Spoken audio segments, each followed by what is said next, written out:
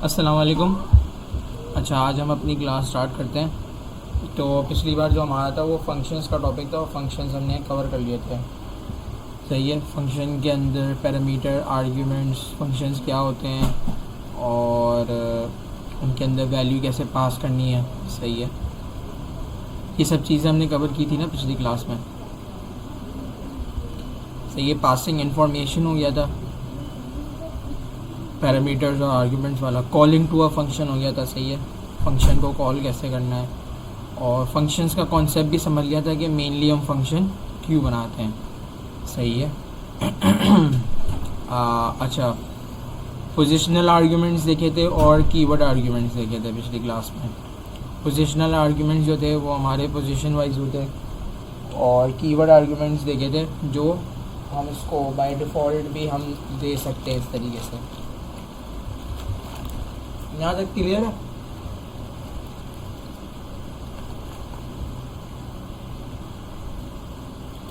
अब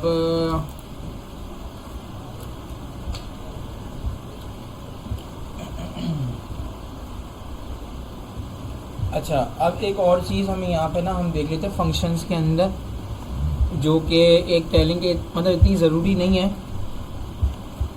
लेकिन हमें कवर करनी पड़ेगी क्योंकि बुक के अंदर है। अच्छा जी, अपनी फाइल खोल लेता हूँ।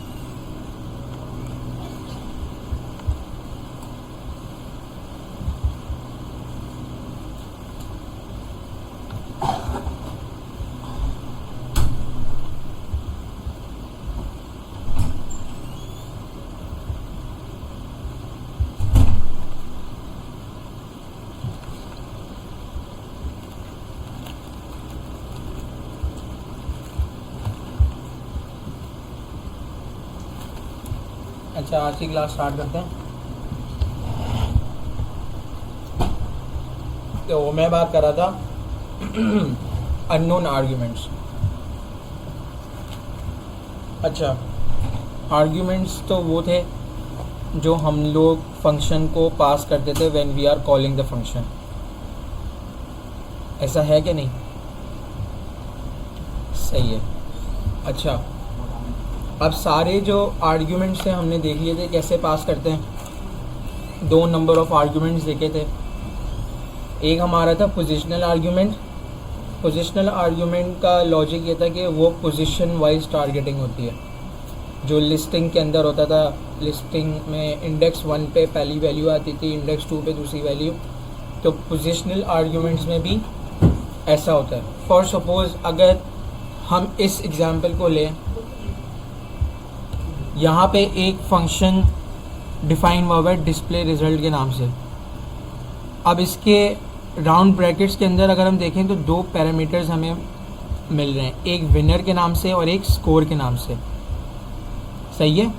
तो अगर हम फंक्शन को कॉल करवाते हैं डिस्प्ले रिज़ल्ट और इसके बाद राउंड ब्रैकेट्स लगा के, और विनर में मैं पाकिस्तान देता हूँ। वैसे कल तो हार गई, अगर मैं चलो पाकिस्तान देता हूँ और स्कोर हम बता देते हैं। सही है। तो आप देखो, पाकिस्तान जो होगा वो हमारा विनर में आएगा क्योंकि वो पहले असाइन हुआ है, और जो स्कोर होगा, सही है, जैसे 346 बनाए थे कल, तो जो स्कोर होगा वो हमारा सेकंड आर्ग्यूमेंट होगा। पोजिशनल ये था। कीवर्ड आर्ग्यूमेंट क्या था? जैसे ही नीचे असाइन हुआ है डिस्प्ले रिज़ल्ट और विनर को इसने पहले से ही डिफ़ाइन कर दिया है। सही है। अगर मैं रियल मैड्रिड की जगह यहाँ पाकिस्तान लगा दूँ, सही है, और स्कोर की जगह हम जो भी हमने XYZ वैल्यू। अच्छा, तो ये हमारा वो था पोजिशनल आर्ग्यूमेंट और कीवर्ड आर्ग्यूमेंट का ओवरव्यू था। अच्छा चलो, अब बात ये आती है कि आपको दूसरी इन्फॉर्मेशन भी शेयर करनी होती है मैच की। सही है। ऐसा है ना कि कितने ओवर का मैच था, कितने ओवर में ख़त्म हुआ। सही है। और कितने किन ने कितने रन्स बनाए, इंजरीज कितनी हुई। सही है। इस तरीके से आपको दूसरे भी आर्ग्यूमेंट्स पास करने होते हैं। तो हम वो कैसे पास करते हैं? ऑप्शनल आर्ग्यूमेंट्स में। सही है। ऑप्शनल आर्ग्यूमेंट्स की गेम बेसिकली ऐसी है कि हमने इसको ऑप्शनल से बोला है कि हमें या तो वो कभी ऐड करनी होगी या वो कभी ऐड नहीं करनी होगी, यानी ज़रूरी नहीं है कि हम वो ऐड करेंगे। ये बात समझ आ रही है मेरी? हाँ, जैसे अगर फॉर सपोज यहाँ पर ओवर टाइम दिया हुआ है और इंजरीज दी हुई हैं, ये दो एडिशनल आर्ग्यूमेंट्स दिए हुए हैं जिसको इसने ऊपर देखो डिफाइन नहीं किया हुआ, ऊपर से सिर्फ विनर और स्कोर डिफाइन किया हुआ है।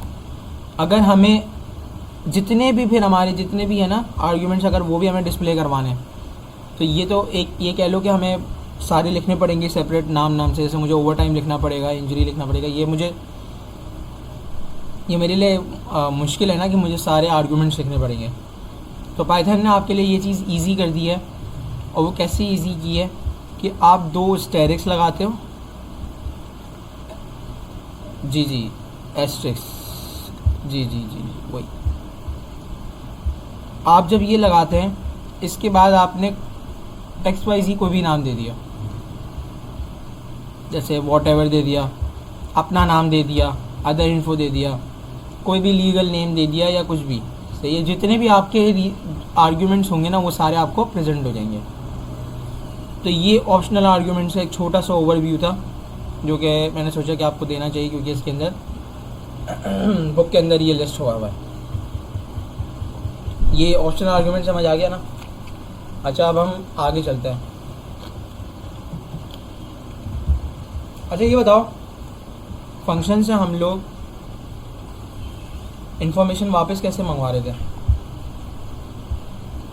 जैसे अगर फॉर सपोज यहाँ पे मैंने एक फंक्शन असाइन किया हुआ है एडिंग का,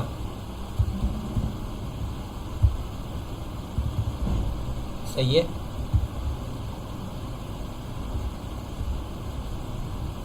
और यहाँ पे num1 और num2 और प्रिंट क्या हो रहा है? num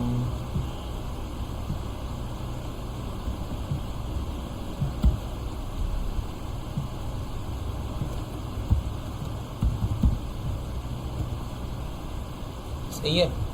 अब मैं इस फंक्शन को कॉल करा रहा हूँ। अच्छा, पहले हमारा फंक्शन कैसे रिटर्न कर रहा था?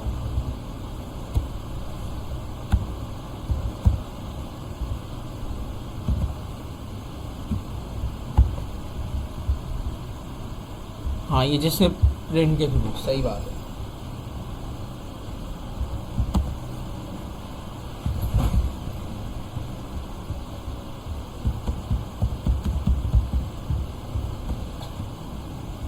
सही है। देखो ये रिटर्न कैसे कर रहा था, क्योंकि हमने यहाँ पे प्रिंट लिखा हुआ है। अगर फॉर सपोज मैं यहाँ प्रिंट ना लिखूँ, सही है, ये मैं प्रिंट हटा दूँ, अभी रिटर्न करेगा कुछ? मैंने प्रिंट हटा दिया, अब तो रिटर्न नहीं करेगा। अच्छा, तो इसके लिए ना इसको कहते हैं passing information back from them, यानी कि उनसे फंक्शन से इन्फॉर्मेशन वापस लेना। वो हम पहले भी कर रहे थे, फंक्शन से इन्फॉर्मेशन वापस ले रहे थे, लेकिन वो हम कैसे ले रहे थे? या तो प्रिंट करा रहे थे, या तो कोई और फंक्शन कॉल कर रहे थे, या किसी लिस्ट में सेव करा रहे होंगे, या वेरिएबल में सेव करा रहे होंगे। यानी फंक्शन जो है वो आपको कोई ना कोई इन्फॉर्मेशन आपको रिटर्न करता ही करता है। चलो, अब मैंने बातों बातों में कीवर्ड भी बोल दिया रिटर्न, सही है। तो आपका जो फंक्शन होता है वो आपको ये कह सकते हैं कि आपको ये टूल देता है कि आप क्या करें, फंक्शन से कोई भी इंफॉर्मेशन आप रिटर्न करवा सकते हैं, या उनसे आप वापस कोई फंक्शन वो कोई भी चीज़ या कोई भी जो आपने फंक्शनैलिटी लिखी आप उसका आंसर मांग सकते हैं। जैसे कि यहाँ पे मैंने एडिशन का किया था, तो मैं उसको कोई भी नंबर प्रोवाइड करूँगा, वो मुझे ऐड करके दे देगा। मैं उसको जो नंबर प्रोवाइड कर रहा हूँ उसको मैं पैरामीटर कह रहा हूँ, और वो जो नंबर अपने अंदर प्रोसेस कर रहा है वो आर्ग्यूमेंट में जा रहा है।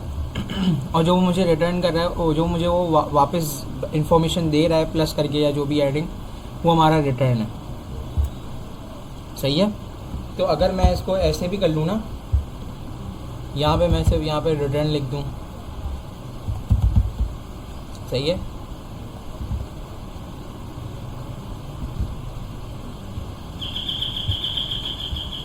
अच्छा, अब मैं यहाँ पे रिटर्न भी लिख दूँ ना, अभी भी मुझे क्या शो होना चाहिए?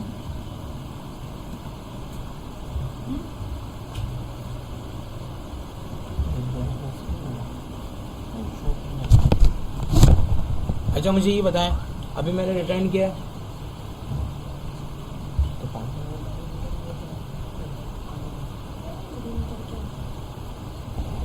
नहीं अभी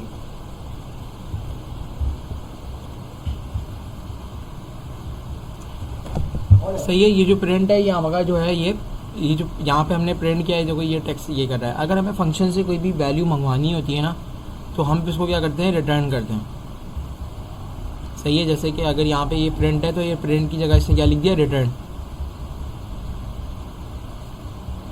सही है। अब ये जो स्टेटमेंट है ये क्या बता रहा है पाइथन को, कि आप हमें जो आपका जो रिज़ल्ट है वो आप रिटर्न कर दें, वरना पहले वो प्रिंट की स्टेटमेंट में जा रहा था और इसके बाद वो कर रहा था। सही है।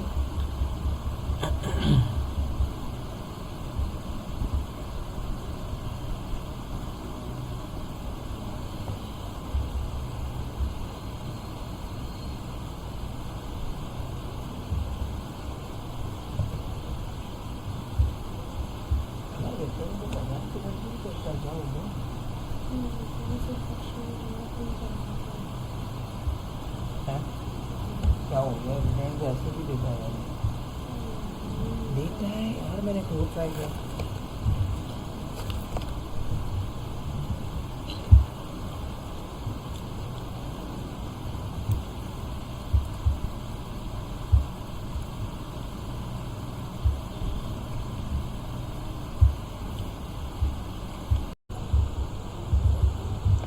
अच्छा, हम लोग फंक्शन से है ना, जैसे हम लोग फंक्शन को वैल्यू पास करते हैं, फंक्शन से हम वैल्यू वापस भी ले सकते हैं। सही है। तो हम वो कैसे वापस लेते हैं, अभी हम कैसे ले लेते हैं वापस, प्रिंट के ज़रिए से ले लेते हैं। अच्छा, जैसे कि फॉर इसमें ये वाला चैप्टर था, नहीं बल्कि इससे ऊपर है।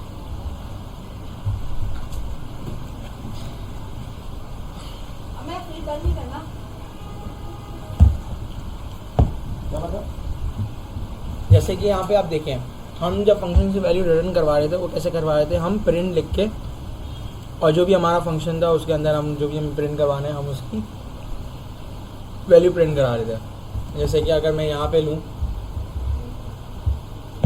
सही है, तो यहाँ पे अगर मैं इसको प्रिंट लिख रहा था, सही है, तो ये एक तरीके से रिटर्न का ही काम कर रहा था। सही है। और यहाँ पे num1 और num2 को ऐड होके हमें दिखा रहा था। अब इसकी जगह हम लोग रिटर्न भी लगाते हैं। सही है। रिटर्न का काम भी यही है, ये फंक्शन से वैल्यू रिटर्न करता है। सही है। बल्कि काम करते हैं, इसको एक वेरिएबल में सेव कराते हैं।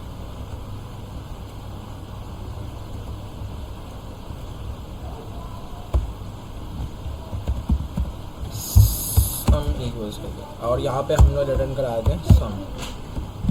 सही है। तो इसकी जो सम है ना वो हमारा फंक्शन से हमें वापस मिल रहा है। अच्छा, और अगर हम लोग यहाँ पे जी प्रिंट कराएं,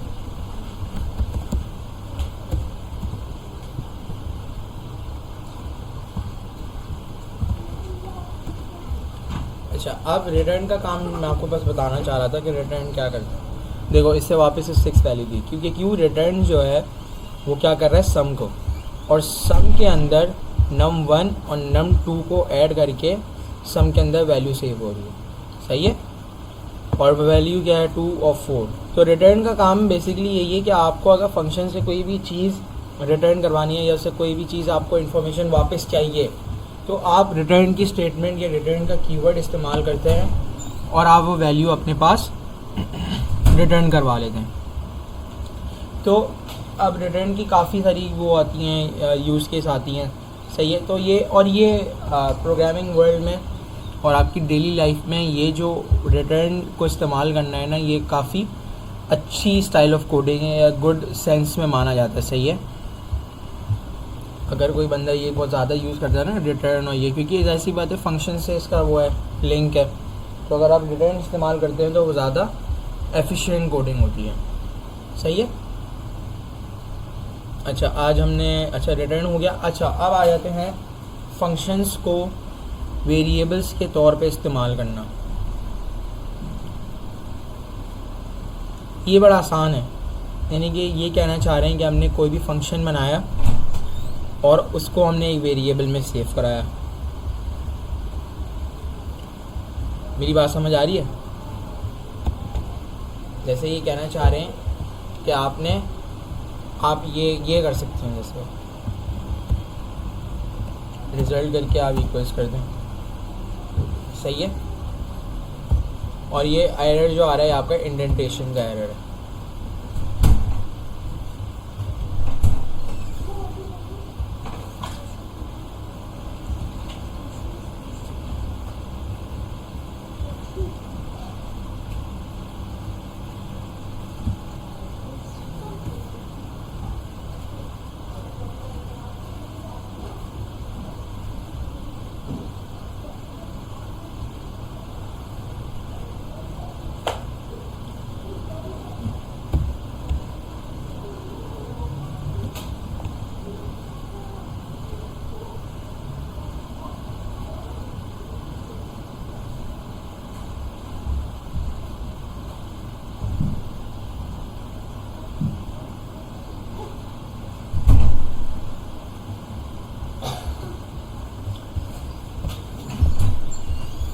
वापस चला। अच्छा, function with in a function. अच्छा देखो, function with in a function का जो मतलब है वो ये है कि आपने, बल्कि नहीं, हम function with in a function भी नहीं थे, हम उससे ऊपर थे। अच्छा जी, हम कर रहे थे रिटर्न पे थे ना हम लोग, लोकल वर्सेस ग्लोबल भी नहीं, हम शायद रिटर्न पे थे। हाँ, अच्छा, फंक्शंस को हम लोग, हाँ इस पे थे, यूजिंग फंक्शन एज वेरिएबल्स। सही है, फंक्शंस को हम लोग इस्तेमाल कर रहे हैं एज वेरिएबल्स। अच्छा, इससे मतलब ये है कि फॉर सपोज हमारे पास जो है डेफ है वो है, बल्कि हम इसी एग्जाम्पल को देख लेते हैं।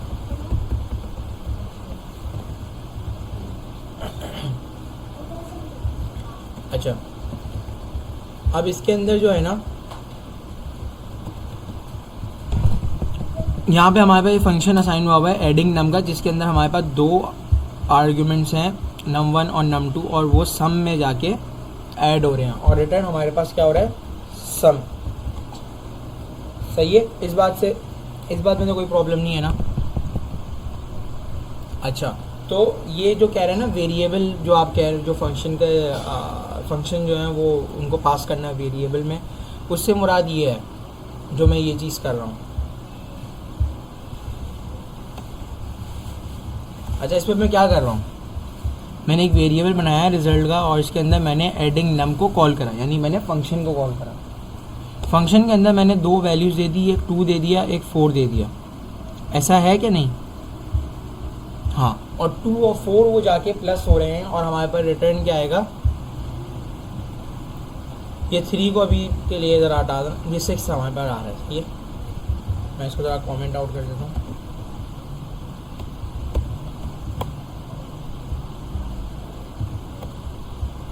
तो अभी के लिए हमारे पास जो रिस्पांस आ रहा है वो हमारे पास 6 आ रहा है। 6 इसलिए आ रहा है क्योंकि हम लोगों ने फंक्शन कॉल कराया है एडिंग नम का, जिसके अंदर num1 और num2 ऐड हो रहे हैं। सही है, तो फंक्शन को वेरिएबल में जो कह रहे हैं कि you can pass a function in a variable, इससे मुराद ये है कि जब आप फंक्शन को कॉल कर रहे हैं तो आप उस कॉलिंग फंक्शन में, कॉलिंग ऑफ द फंक्शन में आप उसको वेरिएबल में असाइन कर सकते हैं और आप वेरिएबल को प्रिंट करा सकते हैं। ये कह लें ये बेटर अप्रोच है ऑफ कोडिंग, और ये आपकी इंटरनेशनल अप्रोच है, लोग इस तरीके से काम करते हैं। ज़रूरी नहीं है, यूज़ केसेस आते हैं ऐसे जिसमें आपको ज़रूरी होता है कि आपको वेरिएबल का ही काम होता है। सही है, ये चीज़ समझ आ गई। अच्छा, अब हम आते हैं अपने मेन टॉपिक पे, जो है लोकल वेरिएबल्स और ग्लोबल वेरिएबल्स। अच्छा, मुझे कोई बता सकता है, किसी को आइडिया है लोकल और ग्लोबल का?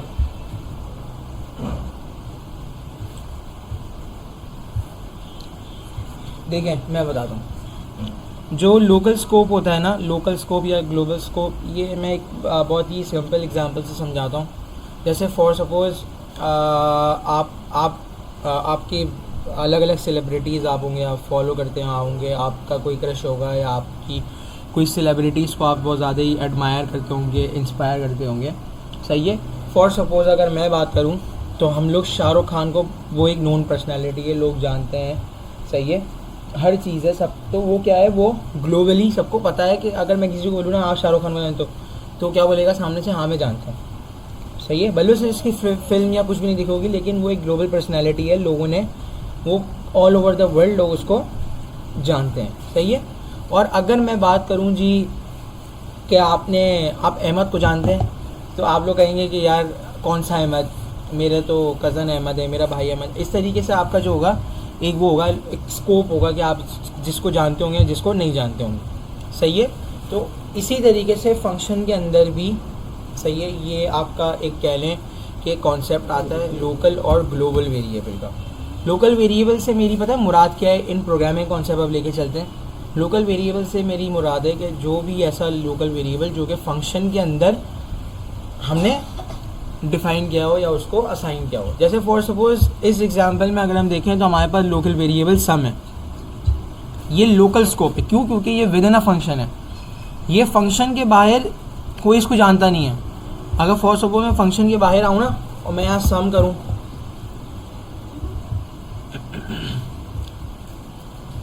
तो उसको कोई जानता नहीं है यहाँ पे सम को,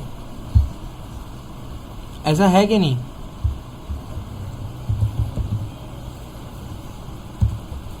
हम एक दफ़ा उसको प्रिंट करके देख लेते हैं।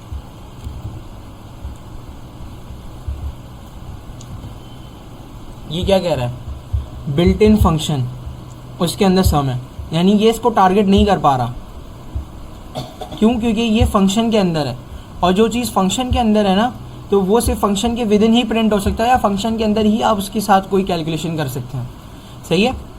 अगर फॉर सपोज यहाँ पे मेरा एक हो वेरिएबल असाइन हो sum1 के नाम से, और मैं इसको यहाँ दे रहा हूँ num1 प्लस num2, सही है, और मैंने num1 भी असाइन किया हुआ है, इसकी वैल्यू है 3, और num2 भी असाइन किया हुआ है, इसकी वैल्यू है 4। अच्छा, अब यहाँ पे एक तो यहाँ पे प्लस होगा जो कि हमारे पास 7 रिटर्न कर रहा होगा, लेकिन मज़े की बात यह है कि अगर मैं इसको अपने बल्कि हमने इसको प्रिंट ही नहीं करा, हम यहाँ इसको प्रिंट करा दें, सही है। अगर मैं इसको इनको है ना, मैं नीचे भी अगर यहाँ पे फंक्शन के पास भी अगर लेके आऊँ ना, फंक्शन के अंदर भी अगर इनको मैं टारगेट करना चाहूँ तो मैं कर सकता हूँ। फॉर सपोज अगर मैं चाह रहा हूँ यार कि यहाँ पे ये नंबर ना टारगेट हो, ये 3 और 4 टारगेट हो, तो देखो मैंने यहाँ इसको लिखा, ये टारगेट हो गए, ये ब्लू कलर हो गए, ब्लू कलर का मतलब है कि ये टारगेट हो रहा है, या ये वेरिएबल असाइन है। आप देखो दोनों की वैल्यू 7 आएंगी। तो लोकल और ग्लोबल, इसका सिर्फ इतना सही फ़र्क है, लोकल जो है वो उसको कहते हैं जो विद इन अ फंक्शन है, सही है, और जो ग्लोबल है वो सब उसको जानते हैं। आप ग्लोबल वेरिएबल आपका होगा वो पूरे प्रोग्राम कोड में, आप कहीं भी उसको कॉल करेंगे या कहीं भी आप उसको इस्तेमाल करने जाएंगे तो आपका पूरा कोड जानता होगा। लेकिन अगर कोई भी विद इन अ फंक्शन होगा तो उसकी स्कोप सिर्फ और सिर्फ फंक्शन के अंदर ही होगी, और आप फंक्शन के अंदर ही इसको कॉल कर सकते हो।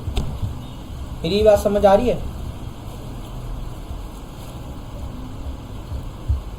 अगर फॉर सपोज यहाँ पे हमने जो num1 वो था उसको यहीं पे रहने देते हैं, सही है। अच्छा, num1 और num2, अब मैं इसके साथ कोई और भी कैलकुलेशन कराना चाहता हूँ। फॉर सपोज मैं यहाँ कहता हूँ कि यार num1 को इक्वल्स कर दो या प्लस कर दो 1। अब num1 की जो भी वैल्यू होगी वो एक इंक्रीमेंट हो जाएगी, जैसे अगर यहाँ पे 2 वैल्यू है तो ये 3 से हो जाएगी यहाँ पे। तो यानी समझाने का मकसद मेरा ये है कि यहाँ पे जो भी वैल्यू हो, XYZ कोई भी वैल्यू हो या कुछ भी हो, आपका जो वेरिएबल है, सही है, वो आपका टारगेट कब करेगा? अगर वो विद इन अ फंक्शन होगा तो। ये विद इन अ फंक्शन था ना, और ये फंक्शन के अंदर ही हमने असाइन किए हुए थे, तो ये फंक्शन के अंदर ही आएंगे। अगर आप इनको बाहर असाइन करोगे तो ये बाहर आपको कोई इनको नहीं जानता होगा। जैसे कि ऊपर आया था ना बिल्ट इन फंक्शन लिखा हुआ, एरर वो आया था, एक स्टेटमेंट आई थी या मैसेज आया था। हाँ, तो लोकल और ग्लोबल का ये था सिलसिला। सही है, ये आसान चीज़ें हैं, अगर कोई चीज़ समझ नहीं आ रही है तो फिर पूछ लें। अब हम चलते हैं अपने चैप्टर नंबर 50 में, जो है हमारा functions with in a function. Functions with in a function हमने अभी इस तरीके के टॉपिक कैसे पढ़े हैं?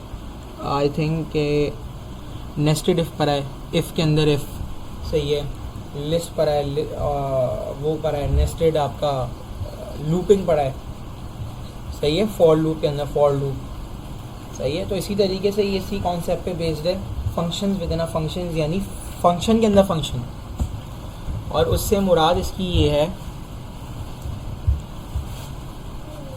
जैसे फॉर सपोज यहाँ पे एक एडिंग नम वाला फंक्शन हमारा पहले से बना हुआ है, उसके अंदर num1 और num2 वैल्यू आ रही है और ये सब चीज़ें असाइन हो रही हैं, सही है। अगर फॉर सपोज ये जो एक और फंक्शन है मेरे पास जिसका नाम है प्रिंट रिज़ल्ट, सही है, और उसके अंदर आप ज़रा नोटिस करें तो मैं यहाँ पे वेरिएबल के अंदर कौन सा फंक्शन कॉल कर रहा हूँ? एडिंग नम का फंक्शन कॉल कर रहा हूँ, और इसके अंदर मैंने दो पैरामीटर्स भी दिए हुए हैं, 1 और 2 आर्ग्यूमेंट्स भी दिए हुए हैं, 1 2, और रिटर्न क्या करवा रहा हूँ मैं इससे? रिज़ल्ट। तो पता है होगा क्या? ये तो एज इट इज़ जैसे चल रहा था, ये प्रिंट यहाँ तक तो वही होगा जो पहले प्रिंट हो रहा था। जब आपका इंटरप्रेटर यहाँ आएगा, प्रोसेसिंग यूनिट, यहाँ पे देखेगा एक और फंक्शन असाइन हुआ है प्रिंट रिज़ल्ट के नाम से, वो नीचे जाएगा, नीचे जाके देखेगा कि यार एक और फंक्शन कॉल हो रहा है एडिंग नम के नाम से, जो हमने प्रीवियसली डिफ़ाइन किया हुआ है, सही है। उसके अंदर ये 2 आर्ग्यूमेंट्स जा रहे हैं, और ये 2 आर्ग्यूमेंट्स कहाँ जाएंगे? 1 जो है वो आपका num1 में जाएगा, और 2 जो है आपका वो num2 में जाएगा, सही है। जब वो ऊपर पहुंच जाएंगे num1 और num2, सही है, यानी 1 और 2 वैल्यू जब ऊपर पहुंच जाएगी तो num1 के अंदर हमने इंक्रीमेंट 1 कराया है, तो वो आई थिंक क्या वो ऑब्वियस 2 हो जाएगा, और 2 + 2 हमारे पास 4 हो जाएगा। जो वो रिटर्न होगा सम, वो आपका कहाँ आके सेव हो जाएगा? रिजल्ट के अंदर, इस वेरिएबल के अंदर सेव हो जाएगा। और जैसे ही इस वेरिएबल में सेव हो जाएगा तो फिर आगे क्या काम होगा? आगे आपका रिटर्न हो रहा है, और ये रिज़ल्ट कौन सा रिटर्न हो रहा है? जो कि ये है। जब रिज़ल्ट आपका रिटर्न हो रहा है तो हमने यहाँ पे प्रिंट रिज़ल्ट करवा दिया, जो कि हमारा ये वाला फंक्शन है। तो इसके अंदर हमारे पास क्या वैल्यू आनी चाहिए? ज़रा ऊपर के भी 2-3 बंद करते हैं। ये कौन सा है? ये वाला तो 7 वाला है, इसको कमेंट आउट करते हैं, सही है। और अब आज 5 और 3, हाँ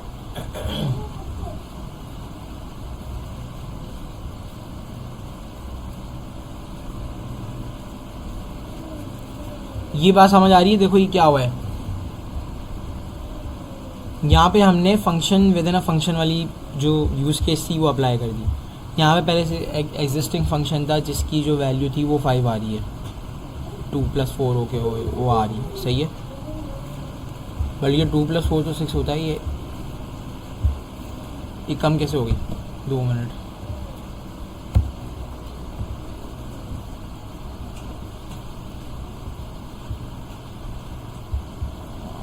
अब इसको जला तक आगे देखते हैं।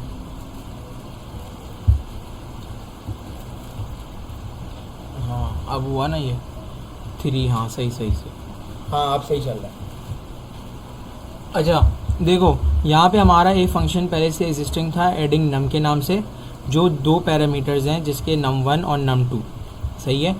यहाँ पे हमने विद इन अ फंक्शन क्या करवाया हुआ है? एक हमने छोटी सी फंक्शनैलिटी करवाई है कि num1 की वैल्यू इंक्रीमेंट हो जाए by 1 within a function, सही है। फिर इसके बाद हमने एक वेरिएबल असाइन किया हुआ है सम के नाम से, जिसके अंदर num1 और num2 की जो ऐड वी वैल्यू है वो सेव हो रही है। यहाँ पे हमारे पास सिंपल हो रहा है, जो प्रिंट करता था यहाँ पे फंक्शन हमें इंफॉर्मेशन वापस दे रहा है, और इन्फॉर्मेशन क्या दे रहा है? जो अमाउंट उसने प्लस की है, सही है, ये समझ आ गया। अच्छा अब यहाँ पे हमने एक वेरिएबल असाइन किया हुआ है, और उसके अंदर हम लोग फंक्शन को कॉल कर रहे हैं, और उसके अंदर हम लोग आर्ग्यूमेंट्स पास कर रहे हैं, और इसके बाद हम लोग रिज़ल्ट को प्रिंट करा रहे हैं। जो कि ये वेरिएबल है, सही है। अच्छा, और ये प्रिंट इसलिए करा रहे हैं क्योंकि जो भी फंक्शन वैल्यू रिटर्न करेगा वो यहाँ पे आ जाएगी। जैसे अगर यहाँ पे ये फंक्शन रिटर्न कर रहा था हमें 7 रिटर्न कर रहा था हमें, ऐसा ही है ना, 7 रिटर्न कर रहे हैं ना, ठीक है। 2 ऊपर जाएगा, फिर इसके बाद +1 हो जाएगा तो 3 हो जाएगा, और 4 ऊपर जाएगा, इसके बाद यहाँ जाएगा तो 3 + 4 7 होता है, सही, ये समझ आ गया। अब देखो एक और फंक्शन हमने असाइन किया हुआ है प्रिंट रिज़ल्ट के नाम से, सही है। उसके अंदर ये चीज़ हो रही है कि रिज़ल्ट इक्वल्स एडिंग नम। यहाँ पे भी हमने एक फंक्शन कॉल करवाया है जो कि हमारा प्रीवियस वाला है ये।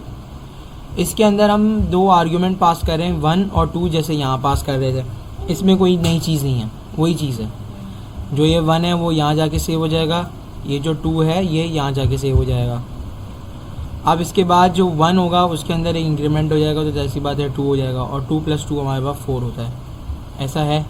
आंसर वही आ रहा है। अच्छा, जब यहाँ पे 4 हो जाएगा ना, तो 4 जो ये जो रिटर्न होगा ये 4 यहाँ पे आ जाएगा, यहाँ 4 आ जाएगा, सही है। और 4 जो होगा वो रिटर्न कर देगा वो। मैंने रिज़ल्ट वापस से लिखा, इक्वल्स किया, प्रिंट रिज़ल्ट को यानी फंक्शन को कॉल कराया। फंक्शन को कॉल कराना क्यों है? क्योंकि मैं फंक्शन को कॉल कराऊंगा नहीं तो कोई डिस्प्ले नहीं होगा। मैंने फंक्शन को कॉल कराया और इसके बाद रिज़ल्ट को प्रिंट कर दिया, सही है। मैं डायरेक्ट इस पर ऐसे भी कर सकता था, मैं रिज़ल्ट यहाँ नहीं दिखता, मैं डायरेक्ट क्या करता, मैं प्रिंट को ऊपर ले जाता, सही है, प्रिंट रिज़ल्ट को।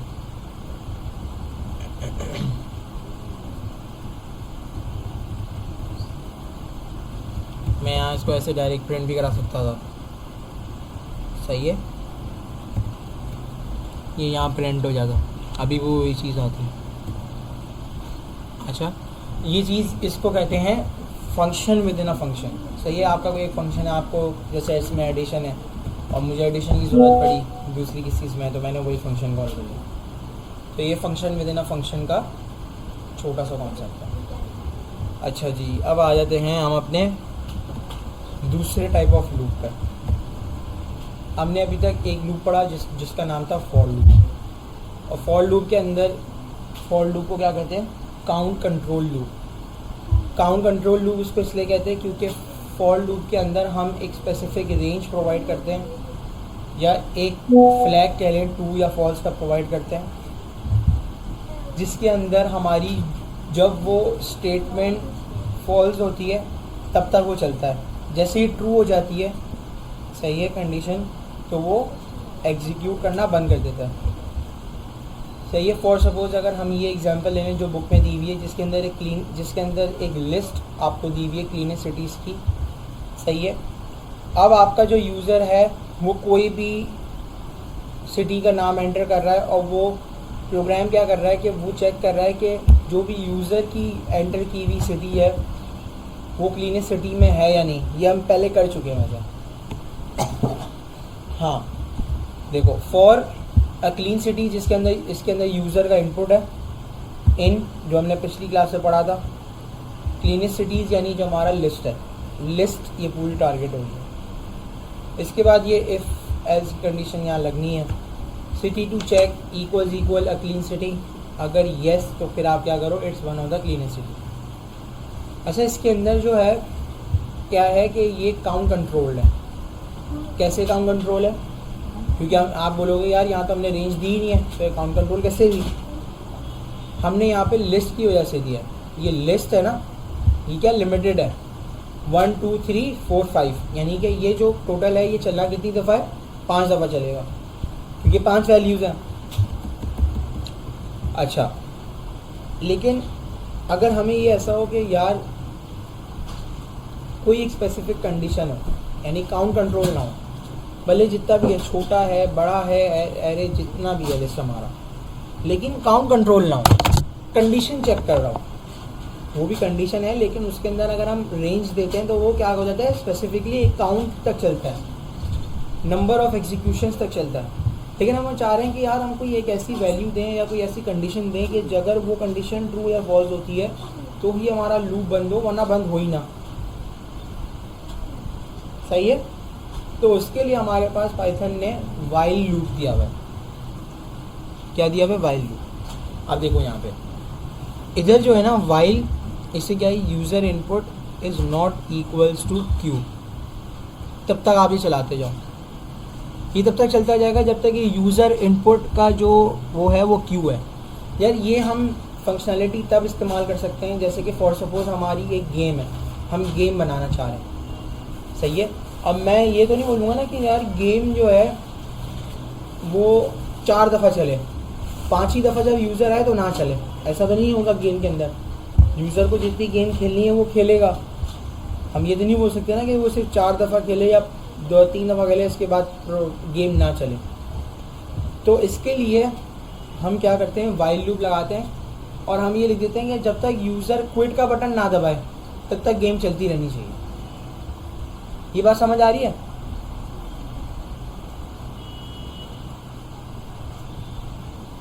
इस चीज़ को वाइल लूप के का एक कह सकते हैं कि यूज़ केस।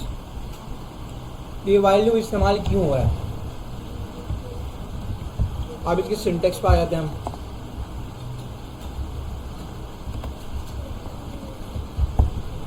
सिंटेक्स इसका सेम है जैसे कि फॉर लूप था, लेकिन इसके अंदर हम जैसी बात कंडीशन के ऊपर है। और वाइल लूप में एक चीज़ का ध्यान या एक चीज़ का नोट ले लो कि वाइल लूप के अंदर आपकी कोई भी वैल्यू होती है या कोई भी वेरिएबल, जैसे ये यूज़र इनपुट आप उसको इनिशियलाइज़ करते हो।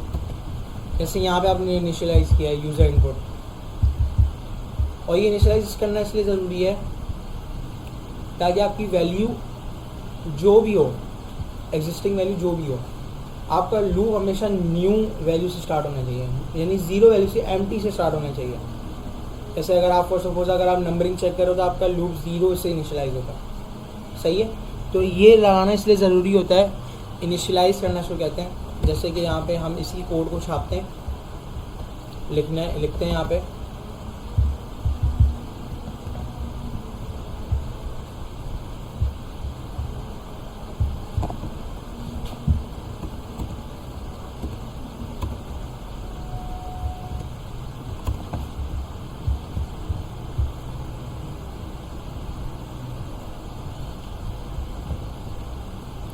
हाँ, ये लाइन नीचे आएगी।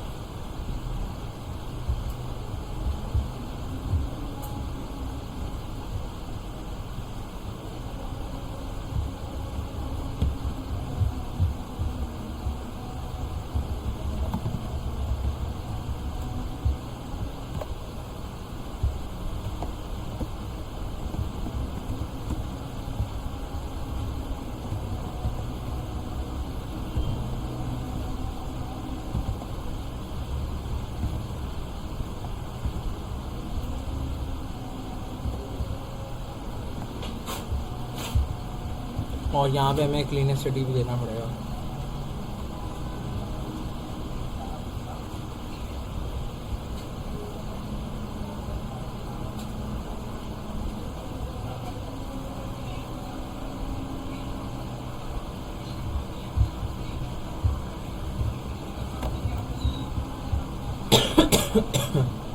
अच्छा, हमने क्लीनेसिटी भी दी। अच्छा जी, अब इस लूप में क्या होगा कि हमारे पास,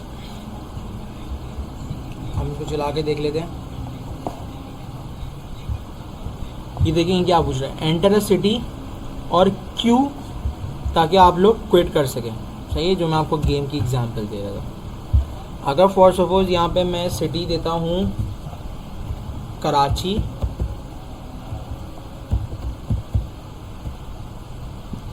सही है।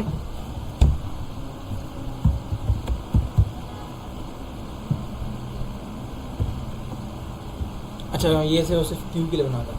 अच्छा, मैंने जैसे क्यू क्लिक किया ना तो ये क्विट हो गया, सही है। अच्छा, इसके अंदर बेसिकली हमें ये करना था, हम इसको कर भी लेते हैं अपने हिसाब से, कि जब भी यूज़र इनपुट हो तो वो क्या करे, चेक करे, सही है। ये यूज़र इनपुट है, यूज़र यहाँ से हमने एक एरे असाइन किया हुआ है क्लीनेसिटी, जिसके अंदर हमने 5 वैल्यूज़ दी हुई हैं जो कि हमें चेक करनी है। यूज़र इनपुट का हमने इनिशियलाइज़ कर दिया ताकि जब भी एरे स्टार्ट हो तो वो एम्प्टी उससे स्टार्ट हो, कोई भी वैल्यू उसके अंदर पहले से स्टोर ना हो रही हो। अच्छा, इसके बाद हमने वाइल लगा के यूज़र इनपुट चेक करना है। सही है, यूज़र इनपुट किया हमने, is not equals to Q, तब तक ये लूप चलता रहेगा। सही बात है। यूज़र इनपुट के अंदर हमने ये पूछा एंटर अ सिटी, या आप क्यू एंटर कर दो अगर आपको क्विट करना है। अगर जो आपका यूज़र इनपुट है वो क्यू नहीं है तो आप क्या करो, अ clean city in cleanest cities.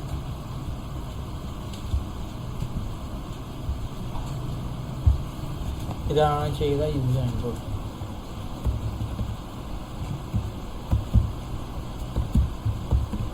सही है, आप उसको चेक करें कि वो इसके अंदर है या नहीं, बल्कि नहीं इसे सही क्या हो सॉल्व कर, मैं नीचे देखा नहीं। क्लीन सिटीज़ के अंदर तो वैसे ही वो होता है, आई होता है, इंडेंट वो इंक्रीमेंटेशन होती है 0 1 करके। अच्छा,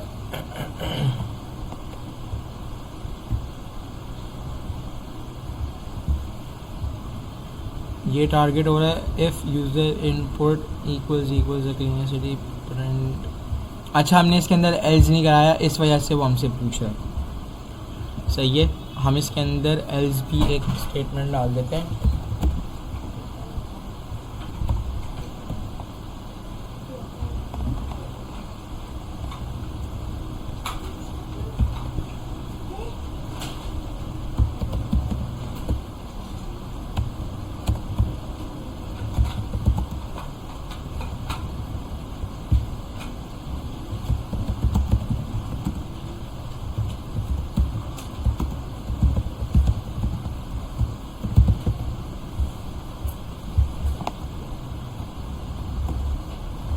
मैं यहाँ डालता हूँ कराची।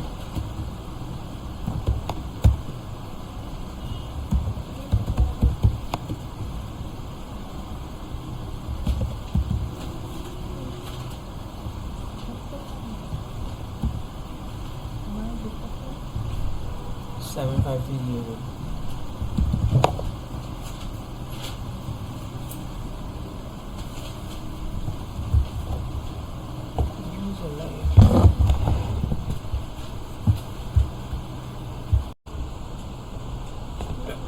अच्छा, अब यहाँ पे हमने ना इस कोड को सही से सेट कर लिया। अच्छा, इसके अंदर हमारे पास क्या था कि अगर वो one of the cleanest city है तो वो प्रिंट हो, अगर ना हो तो वो बता दे कि it's not a cleanest city. सही है, मैंने यहाँ क्या मैंने लिखा भाई, वो क्या वैल्यू थी, चेन्नई थी ना, तो देखो इससे क्या है, बोला is one of the cleanest city. और अगर मैं अब यहाँ लिखता हूँ कराची, क्या बोला इसने, सच बोला इसने, sorry this is not cleanest city. अब आप नोटिस करो कि ये तब तक ख़त्म नहीं होगा जब तक कि मैं क्यू ना दबाऊं, ये चलता ही रहेगा। ये देखो मैं डाले जा रहा हूँ, चले जा रहा चले जा रहा चले जा रहा चले जा रहा। तो यही तो खासियत है। किसकी खासियत है ये, वाइल लूप की। अब मैं जैसी क्यू लिखता हूँ, देखो बंद हो गया, कैसा लगा जादू। सही है, तो ये होता है वाइल लूप।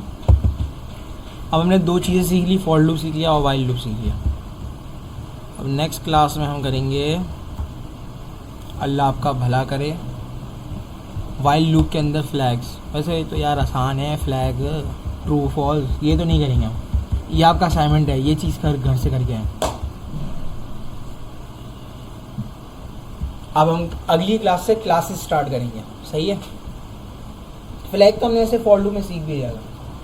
तो आज की रिकॉर्डिंग में यही बंद करता हूँ, बाकी जो मैं डिस्कस करना है वो हम कर लेता हूँ। सही है, यूट्यूब जो फैमिली है वो सब्सक्राइब करे चैनल को और वीडियोस को लाइक करें और हमें सपोर्ट करते रहें, तो हम आपके लिए और वीडियोस लाएंगे सीरीज़ में।